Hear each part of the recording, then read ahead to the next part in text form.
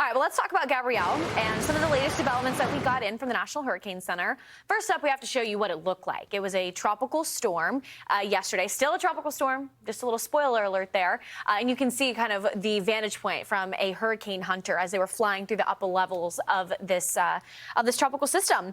As far as Bermuda goes, we are not too concerned. Yes, it's going to pass to the east, and you could see some swells and rip currents, but overall, it is another swing and a miss for the Atlantic tropical season, which is great. Then we also have an area to watch, given 40% chance of development. No change there, just a slight uptick from this morning at 30% to now 40%. But it does put us in the medium category. Let's look at some of the latest updates, though. So, again, 11 a.m. advisory, 65-mile-an-hour winds. So they didn't even increase the wind speed. It's sort of maintaining strength as it's trying to organize itself a little bit better. Now, stay tuned. The National Hurricane Center did say it's likely to become a hurricane today. So at some point today, we'll see Hurricane Gabrielle. Pressure 995 millibars, and it did pick up in its northward speed.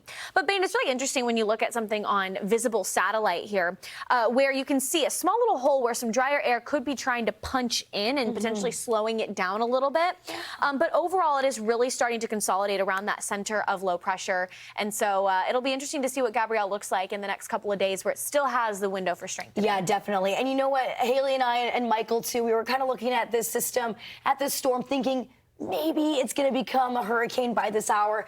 Not quite yet, and I think it is because it is kind of not struggling too much, but it is kind of getting stuck a little bit in that dust on the eastern portion of it, as well as that drier air kind of mixing in. On top of this, too, it is battling some hostile winds that are sitting just to the north of it at this point. Yeah, I mean, it's able to find this pocket as it moves north, but notice this big old jet stream that's kind of blocking off the United States. So that's great news. It's acting as another shield for us, but it's also going to be sort of shearing this thing apart in its later life cycle. We're talking Tuesday evening and beyond. Warm water's fueling it for now, mid-80s, and at some points it's been record warm even around the waters of Bermuda.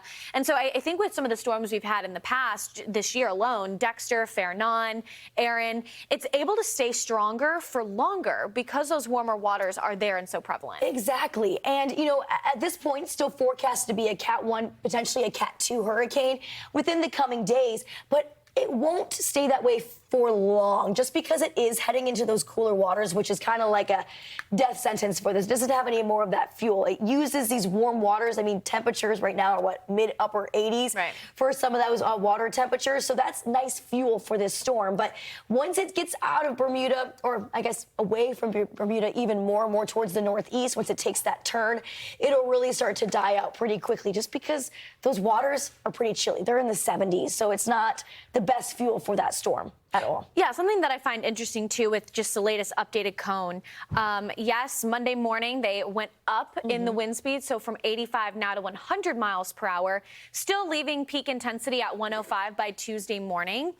But then notice Wednesday, Thursday, Friday, it was weakening from 80 miles per hour down to about 60, 65 for Friday morning, and now it's up to 70. So it's maintaining a little extra strength, and a lot of that, I think, is due to the influence of the pressure gradient force it's going to encounter with the upper level winds. It can help to kind of pick up the wind speeds, or at least leave it stronger for longer, as it is not necessarily purely tropical, but maybe a little more subtropical, interacting with some of the frontal boundaries. So that is just an interesting development and an update from the National Hurricane Center, but the impacts stay the same, and really nothing is going to happen. And that is good news. We don't want that touching anything. Even into Bermuda, at this point, too, it looks to be taking more of that easterly track, which is great. It's going to be even farther away from Bermuda, and that center, at least the center of the storm, will be, but still going to be feeling some sort of impacts on the islands.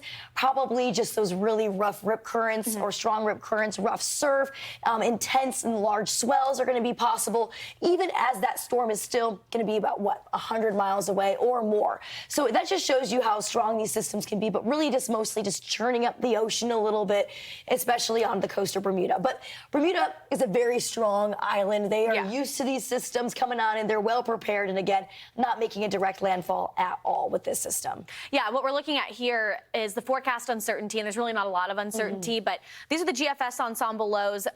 Very good consensus, but we do have a couple outliers that pull it close to Bermuda, which would only increase the chance of seeing some tropical storm force winds.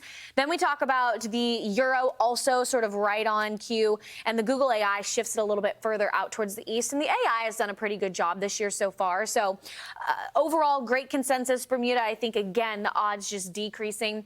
For the U.S., we could see some elevated surf and rip currents over the next couple of days from North Carolina up to Atlantic Canada.